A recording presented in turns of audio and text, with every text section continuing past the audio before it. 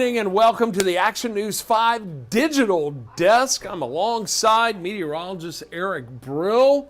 I'm meteorologist Ron Childress and Lydian Coombs. She's back with us again. Hey, we missed you. We haven't seen you on the digital desk in a while. I know, it's been a second. Sporting your Tiger gear tonight. Yes. Looking good. I'm loving that.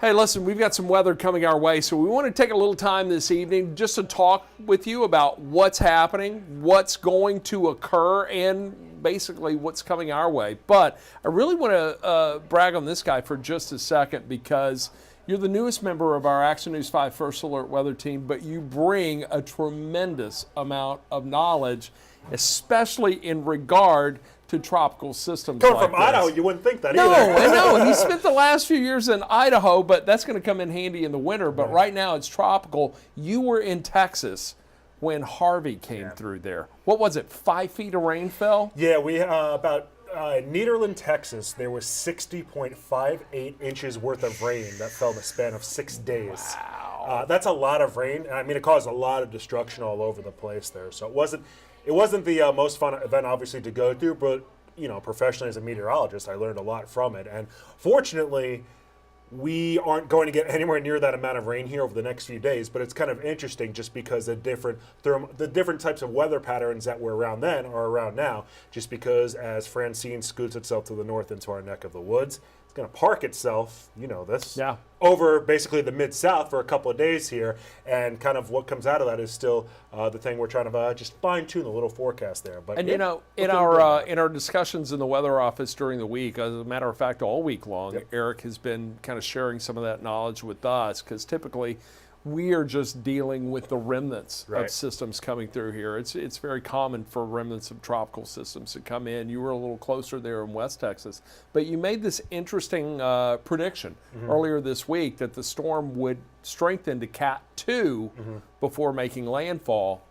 This afternoon, right around, what was it, 2 o'clock? I think they upped it to a Cat 2. And then 5 o'clock, it made landfall about 100 miles to the west of New Orleans, Louisiana. And even as far as that goes, I'd said to you on Monday afternoon, I said, hey, I'm thinking just to the east of Vermilion Bay, it was going to be at about 8:30. So my timing was off by about 3.5 hours from that. But all in all, I mean, right in the ballpark range as far as the intensity, the general, where it made landfall, as well as the timing too. And even in the current direction and path. We're going to talk more about that coming up. Lydian, I'm going to rely on you because we are on the Action News 5 First Alert. Are we on the weather app tonight? We should be. All right, so we are on the weather app. Okay, good. She's all things digital, okay? So we're on the Action News 5 First Alert weather app. We're on the Action News 5 app on Amazon Fire, Roku, and Apple TV. We're also streaming live on YouTube and Facebook. So Lydian, I'm going to ask you to just kind of keep up with our Facebook questions. Anybody has anything, ask. Lydian will pass those on to us, and we'll do our best to answer. And by the way, you can go to our website. We've got stories up right now, and you've been working, Lydian, to kind of keep that updated throughout the day on stories regarding Francine and updates from the First Alert weather team there too. That's right, Ron. Any special place they need to look?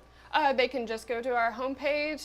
They'll find everything they need to know right there. But if they want more, they can go to the weather tab, and they'll see plenty more there. Awesome. I want to get down to the nuts and bolts of this. We're going to start off. Tomorrow is the First Alert weather day, but I kind of want to, let's start it off with links because I want to show you where we are now and then what we've got coming. So let's show you this First Alert Doppler radar. By the way, that is not rain there along the Mississippi River.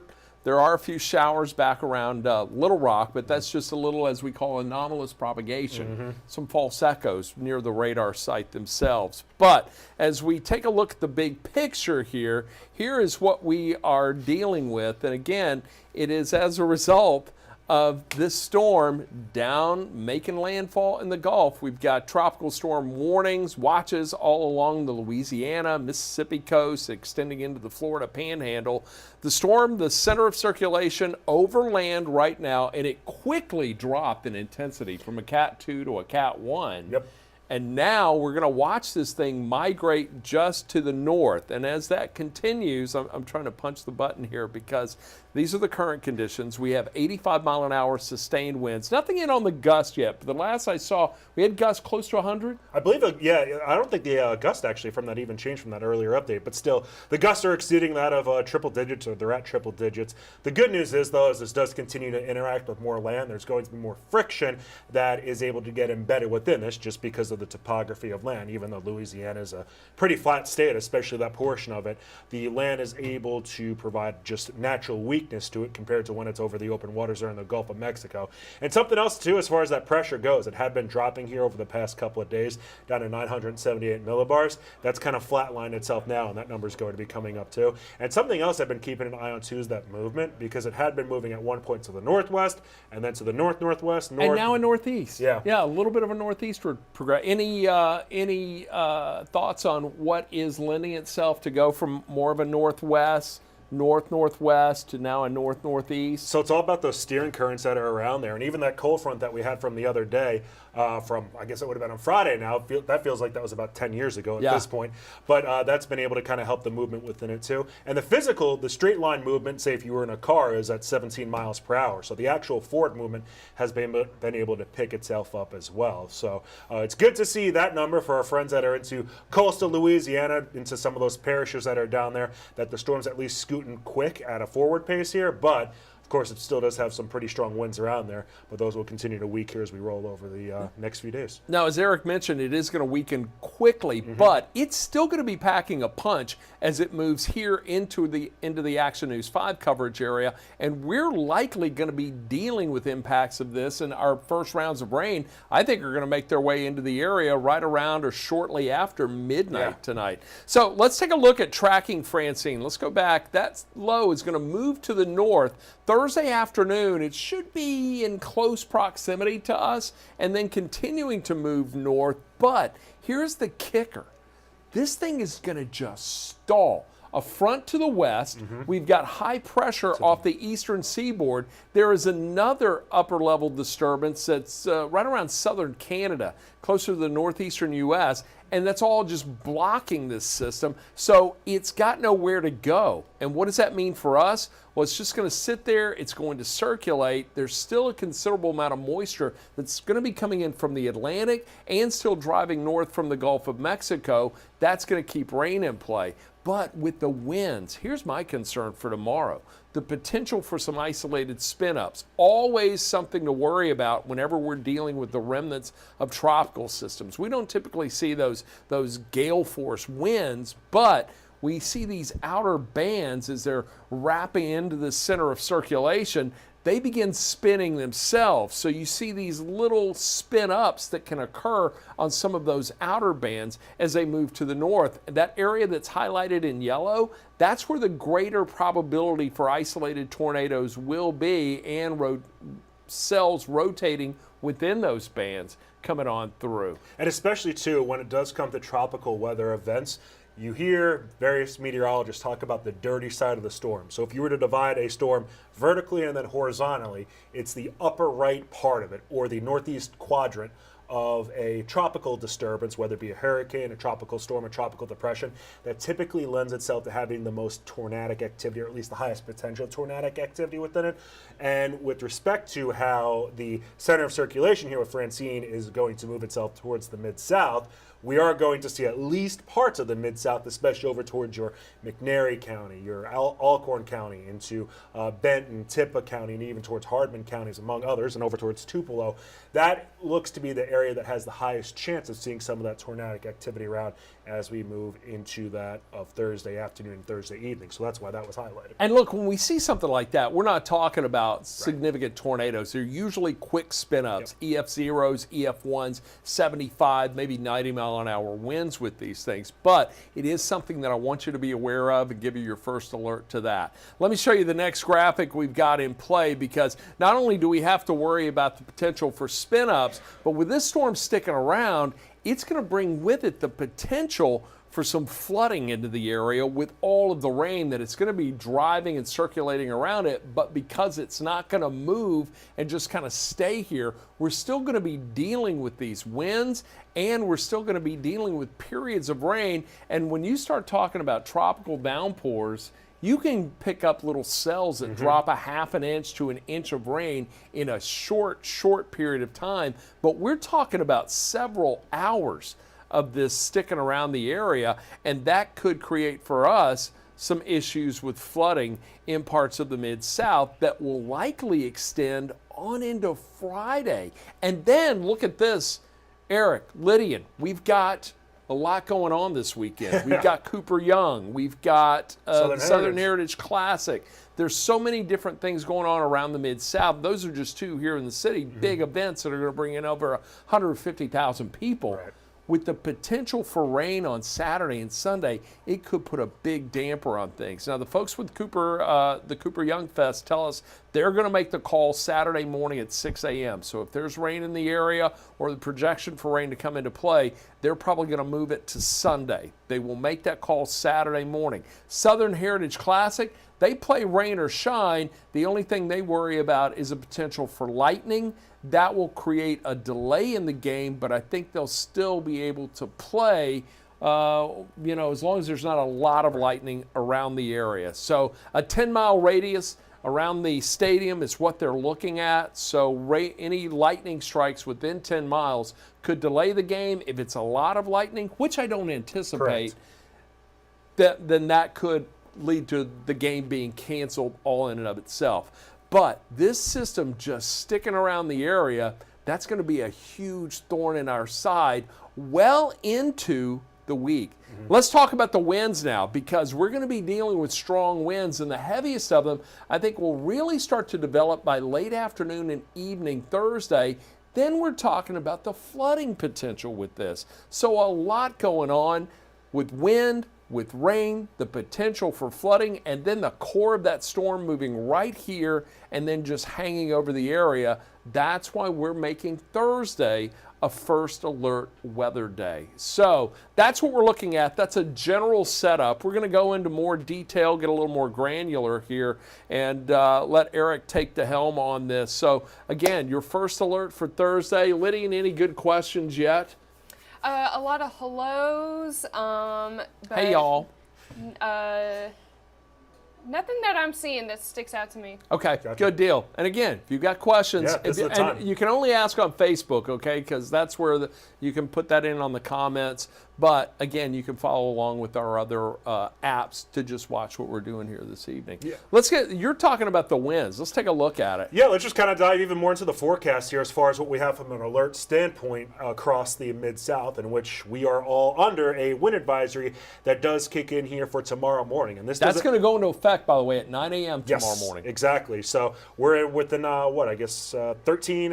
13 hours and 15 minutes of this kicking in, and it is set to expire here at 1 o'clock in the morning come Friday. So the majority of the day on Thursday, we are under that wind advisory. And pretty much out of this, 20 to 30 mile per hour sustained winds with gusts over 45 miles per hour are at the least a possibility here, and really are expected all around the Mid-South. So it doesn't make a difference if you're watching this over in Wynn, if you're over towards Marks, Mississippi, if you're into that of Bolivar or Selmer, take your pick. You are under that wind advisory. And on top of that, too, we do have that flood watch that is in place as well for Thursday that does include that of Lafayette County. And I wouldn't be surprised if this does get maybe extended to include a few more of our counties here. I think it will. So I absolutely think it will. I think they will likely include Shelby, or not Shelby, but West Tennessee, possibly Shelby. We are going to get a lot of rain here because we're looking at the potential for about 3 to 4 just here in the city. Exactly. And that doesn't include the heavier downpours. But you've got the track of the storm right now. Let's check that out. Yeah, so as far as the track of Francine goes,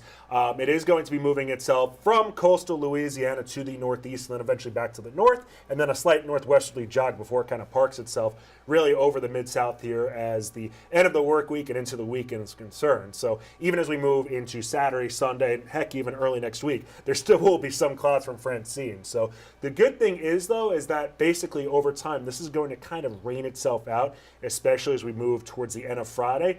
but it's never really going to completely dry itself out into the weekend and early next week. So that's why we do have those rain chances around between both of those given days here. So here it is right now. This is the live radar. This is the cloud, and this is the current position of the storm itself. Again, you saw some of this earlier, but look at this, gust of 120 miles per hour. That's still packing quite a wallop. And Eric, that is bearing down on New Orleans right now. Yep. They're going to look at the potential for flooding. There's still some storm surge associated with it, so that's going to bring in a little more water to that area. But the wind, a big problem. And I really think the wind's going to be a problem for us tomorrow with the potential for power outages. Yeah, we're not going to be dealing with 85-mile-an-hour sustained winds or gusts of 120, but you get a sudden gust of 40, 50 miles per hour, that can take down tree limbs, that can take down trees, and in turn, take down power lines. But check out the path of this. And even just as far as the winds go, when they're starting to ramp up and down, they're oscillating. It's the same idea as when you have a slinky.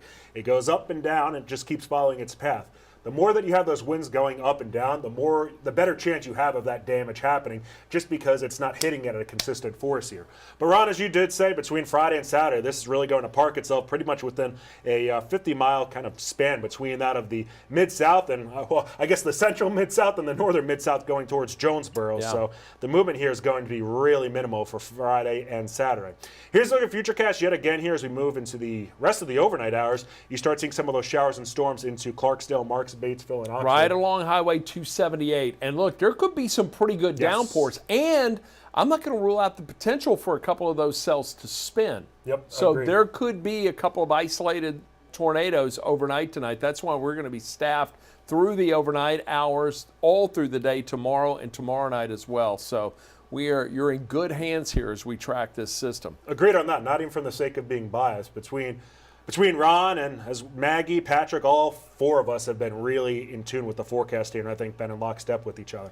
All right, so if you're within Memphis tomorrow, yes, the possibility is there. Maybe it's not raining as you try to head out the door as you do wake up. Notice at 8 a.m. Futurecast, it's kind of riding right along the state line here between that of Mississippi and Tennessee. But the anticipation is that we start moving into the later AM hours. We start seeing more of the heavier rain and more consistent rain after we move past the lunch hour. Notice some of those darker reds there stretching from McNairy County through that of Hardman County down towards Marshall County and all the way towards Clarksdale for that matter. Those bands of heavier rain in the red there, that's where you could start to see your rain rates being 2 to 3 inches an hour, and that's when you could start to see some of your localized flooding. Yeah, so in a nutshell, tomorrow morning the commute's going to be better for people along and north of the 40 corridor. People that are along and south of the 40 corridor, I want to encourage you right now to add some extra time to your morning commute, because especially into northern Mississippi, you get into eastern Arkansas around Lee, Phillips counties, there could be heavy rain coming down. And it's possible here in Memphis as well. But as Eric was showing you, it's the afternoon hours. That's when the real rain is going to start. And that's also when we're going to see the strongest winds begin to pick up. Exactly. By the way, we've already gotten word, and Lydia, you can confirm this. I believe it's Collierville schools are closing early tomorrow as a result of the system coming through. So if you're just now hearing about that, Collierville schools tomorrow letting out early, and that's a good call. Yeah. I think they're going to let out around noon. Yeah. Is it around noon? So they'll probably get out into rain. But the heavier rain, the wind, that's what's going to be coming in around that official school let-out time of 3 o'clock. Yes. So you don't want to be out and about around that time. And of course, too, when it does come to a school, they're always going to have those staggered times when they get let out just because of buses and manpower with that. So good idea to kind of keep an eye out for that for the kiddos tomorrow morning. Let's pick up Futurecast from 2 o'clock. Let's run it forward to about, 1 o'clock, then to about 5:36. Look at those bands. And I want you to keep an eye on, too, over towards our friends that are out east, over towards Selmer and Corinth and Ripley, over towards Bolivar as well. That's where we anticipate some of the heaviest rain totals coming out of this, because yet again, it's towards the northeastern side of the center of circulation. And notice with Futurecast here, you can see everything kind of wrapping itself around here from that counterclockwise flow, and that kind of gives you a good idea where that center of circulation is. And notice by 11:30, you're seeing over into that of Crittenden County and into Covington, how that rain kind of has a little bit of a hook to it. That's kind of giving us a center of circulation there that looks to be over Memphis, near that of about midnight as we roll from Thursday night into Friday morning. This is a big thing that I give kudos to meteorologist Patrick Ellis for coming up with this graphic here, the impact zone. So overall, it's kind of like as a shield looking at the quantity of rain we're going to see out of this. I do think pretty much everybody's going to get an inch of rain out of this within the Mid-South. The heaviest rain, though, does look to happen more so into our counties that are into Tennessee and into Mississippi, especially to the east of 55 here.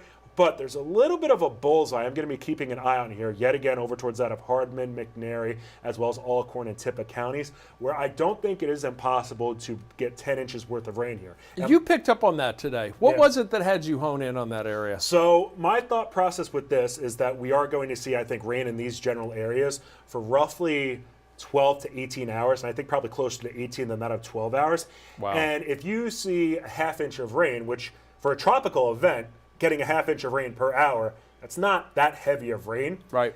But for 18 hours. Right, if you have that over the span of 18 hours, that's 9 inches of rain just like that. Yeah. So, and that doesn't include cells that may be dropping up to 2, 3 inches of rain per hour. And if you get the cell that has 2 to 3 inches of rain per hour for the span of an hour, it can negate some of those lighter hours too. So that's why I really am kind of honed in on that given area, seeing potentially up to 10 inches of rain. Now, that's not for Memphis. That's not for DeSoto County. That's not in Crittenden County. That's not for Dyersburg. Northeast Mississippi, Bingo. primarily. Exactly. And McNary, Hardeman County, you're close to it. And look, we're only talking about the potential for a few isolated communities. Right. That's just the area where that greatest potential will be for the highest rainfall amounts. And it's possible it could be up to 10 inches of rain. So there's that. Now, we're also talking about the wind, too. Yeah. Check this out. So the wind across pretty much all the Mid-South looks to be gusting to 40-plus miles per hour across the board here. With those sustained winds in the 20 to 30 mile per hour range, it's not going to take much for those gusts to exceed 40 miles per hour. And I wouldn't be surprised, and I think you'll agree with this, Ron, as far as seeing some of those wind gusts even above 50 miles per hour, especially further to the south, where the center of circulation from this storm is going to be a little bit stronger towards your Oxfords and Batesvilles and Senatobias, Marks, etc. So, but overall, widespread shield of everybody seeing pretty much 40 mile per hour gusts here. Feeling pretty good about that. Ron referred to this area as far as that spin-up tornado risk off to the east here, including that of, yet again, Ripley, Corinth, Selmer, over towards even that of Alamo and into I just lost train of thought there. Brownsville, for that matter, too. So Trenton, Gibson counties in this, Weakley County. Mainly along the Tennessee River Valley, all right? That's where we're looking. And quite frankly, I think the greater threat is going to be in Alabama. Yeah.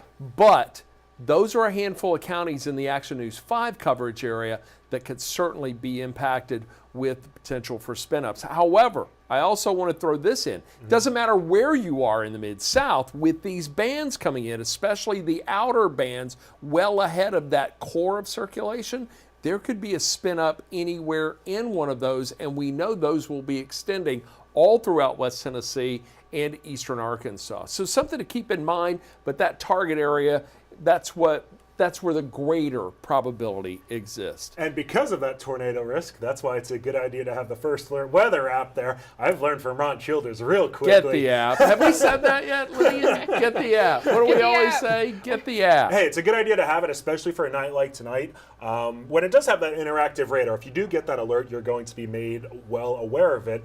And the possibility is there to yet again see some of those brief spin-up tornadoes. And while those aren't the ones that we get when it does come to cold fronts, the ability still there is to have a EF1 or EF0 around there. So just scan that QR code. That'll take you right to your app store. You can download it there for free, and it's for Apple and Android products. And just having that interactive radar, and with rain, if you're going to be out and about this weekend and the potential for rain to stick around is still there, you're going to need a first alert, the hour-by-hour forecast, the interactive radar. That's really going to help things out. What do you got next for us here? So, Ron, you just kind of mentioned as far as really moving into Friday evening and eventually into the weekend.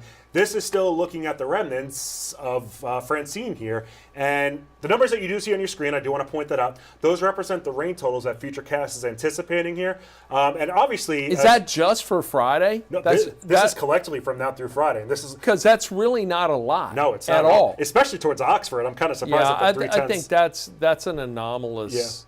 And it's funny too because this is actually the European model too. So, that's, and I've been going with the graph forecast models. We're looking at the higher resolution models now, the ones that are 3 to 4 kilometer forecast models. I think this is a 9 kilometer. Correct. So those higher resolution models, they give us a better idea. I think this does have a pretty good handle on the general outline of where precipitation will be. Correct. But I kind of doubt those numbers a little bit. Yeah, that's just me. Nope, we're in lockstep with that. Right. So what I was looking at more for this with anything else is just as far as that weekend forecast goes here. Notice that look at that. As far as those spotty showers that will be around, kind of really through the late morning and into the afternoon. And that's when we get that heat of the day. There's still going to be a lot of moisture in the atmosphere. It's not going to rain all day Saturday, all day Sunday, but it's going to be humid. Right. You're going to notice that, a lot of moisture. And then when we reach that maximum heating of the day, right around noon to 3 o'clock,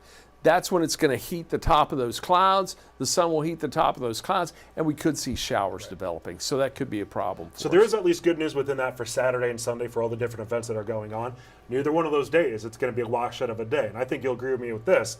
Thursday's going to be a washout of a day. We're feeling really good about that. 100% chance of rain tomorrow. Yeah. And if you know Rockin' Ronnie C, he doesn't like going his 100%. It's just because it puts you in such a box that you don't really have a way to kind of wiggle out of it. But there is really high confidence that we do have that 100% chance here. So going back to what we have for Futurecast, looking ahead throughout the rest of the weekend here, as we start to move towards Sunday, we still have some of those showers. Scattered showers Sunday morning. And they just continue to linger around here. And again, primarily in the afternoon hours, late, really from early afternoon into the early evening, and then it diminishes. That could also continue into Monday. Yes. And speaking of which, as far as what we have going on here pertaining to, if you like your bar graphs here, this should give you a pretty good idea too, as far as what we're looking at here for. We got to fix that one. Yeah, that's on me.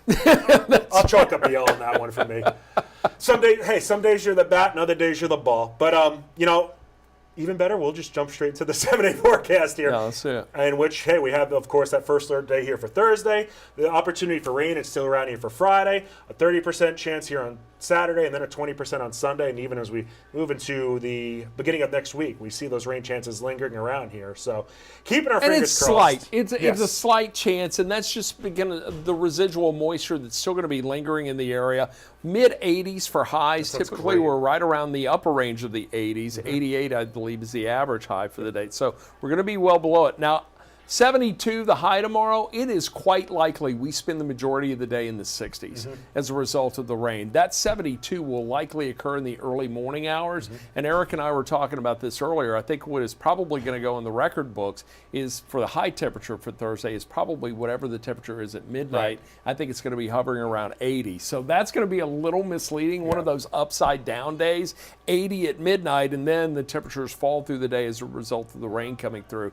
But there's your first alert to the next 10 days. So tomorrow, first alert weather day, a 100% chance of rain no matter where you are in the Action News 5 coverage area. And by the way, this is a wonderful opportunity to talk about percentages. Lydian, you've even asked me this before. Yes. What does it mean when we ask when we say the percentage of rain is this or that? Do you remember? Yes, it's the chances for the entire DMA. No matter where you are. No matter where you are. That's your chance. Yes. Yes. That's right. Sorry. That's it. So anyone who's told you, it means 20% of the day or 20% of the area, they're wrong. It's no matter where you are in the area we cover, that is your chance of rain. Tomorrow, all the counties that we cover in the Action News 5 coverage area have a 100% chance of rain. You will get rain. And the vast majority of us are going to see strong gusting winds with the potential of 40+ mile an hour wind gusts with this system. So something to keep in mind there. We'll wrap it up here. Lydian, any questions on our Facebook page? We do have a few questions. So let me scroll up a little bit. People are asking about school closures. We do have a list on our website. When a school closure is announced, we do have a tab on our under our weather drop down that's titled school closings, and you can take a look at that. So actionnews5.com. yes, yes.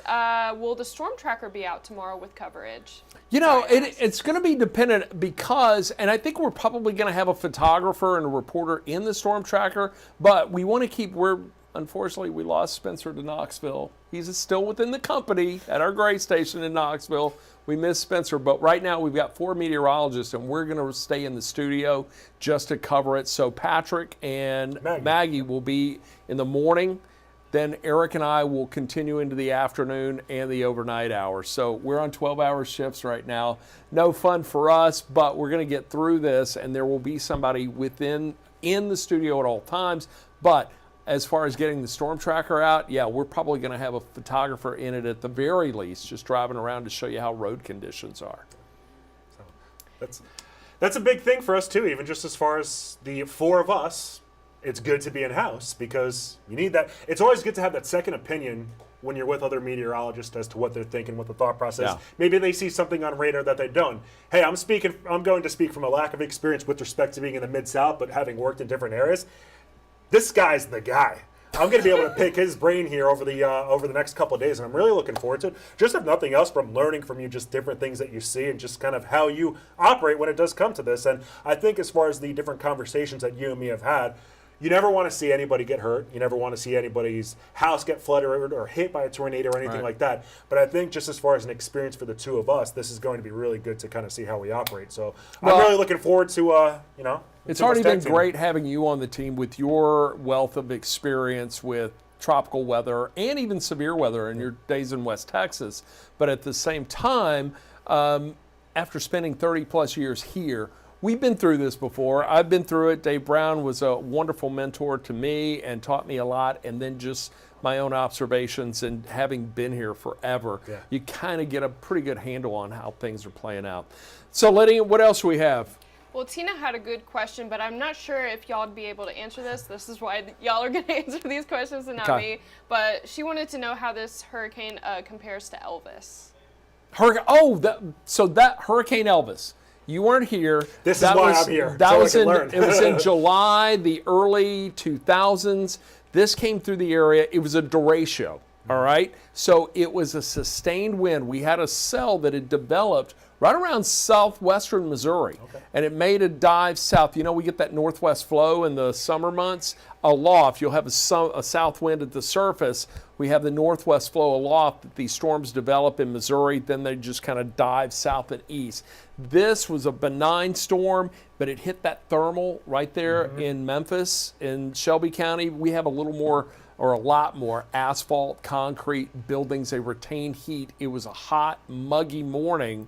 And as this storm cell hit that, it just sent it through the roof. It produced a 100-mile-an-hour sustained wind that went from the Mississippi River all the way to the Shelby-Fayette County line. Wow. It cut a path right through downtown and through Midtown all the way out east. As a matter of fact, we had our tower camera, 200 feet up on the tower out back. There were papers floating at camera level. There was debris floating at camera level. It blew out windows in downtown Memphis. But in answer to the question, Tina, this is not going to even compare to that. What we're talking about tomorrow are winds, sustained winds. In other words, throughout the day of about 20 to 25 miles per hour. It's going to be windy, all right? Brittany Bryant used to call that skirt alert day, all right? So we are going to have those winds, but we're going to see sudden gusts from time to time of 40 miles per hour or higher. So that's what we're going to look at. So this is in no way comparison to Hurricane Elvis. And by the way, we dubbed it Hurricane Elvis after the storm went through. Who's Elvis? Oh my God. There's so much to learn. Sorry for peeking the audio on that one. What else you got for me?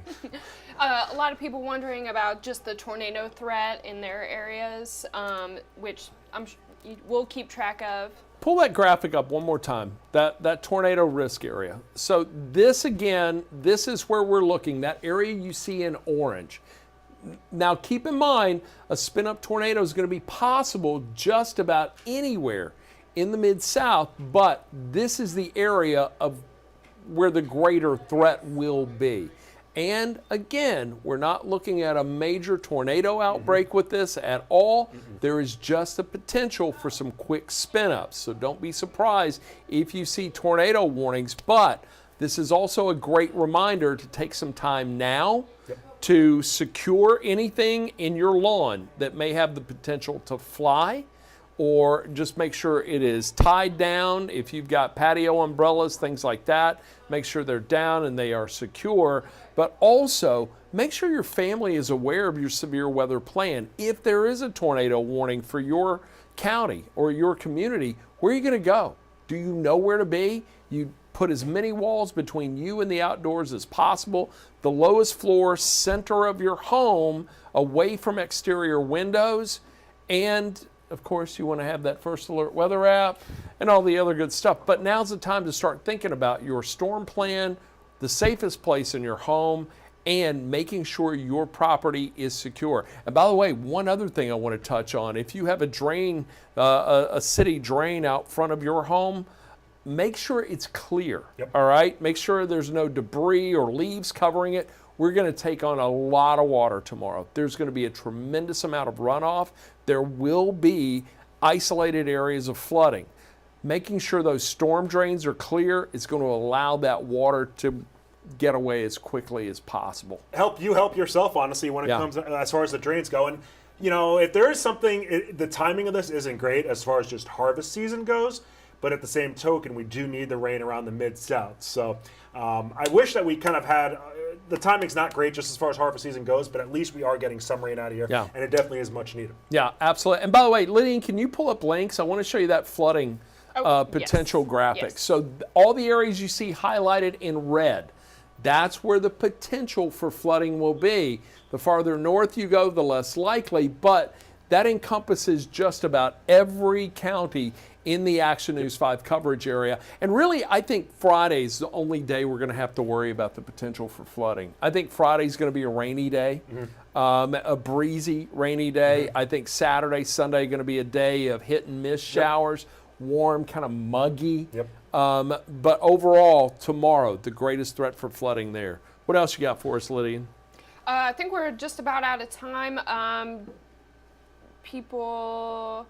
Let's see. Yeah, you've got to get back to work. We the digital desk shuts down when Lydian's not there. So, well, we have Joel tonight. Joel's there with us. So this is true. We'll do one more question. So Maria wants to know if it's safe for mail carriers.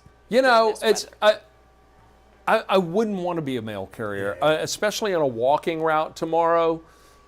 I think mail carriers need to get a pass tomorrow. Yeah, absolutely. You know, you need to get a pass. And I know there are people who rely on, you know, they're getting their checks, they're getting medication, things like that. It's going to be very difficult for mail. Anybody that works outside, that's our sanitation workers, our MLGW workers. It's going to be tough for them out and about tomorrow. Anyone with outdoor jobs, lawn crew, construction, anything that is an outdoor job, it is going to be compromised by not only the rain, but the wind tomorrow. That's going to create a big problem. And also for mail carriers, even in the truck, they're riding right there along the curb.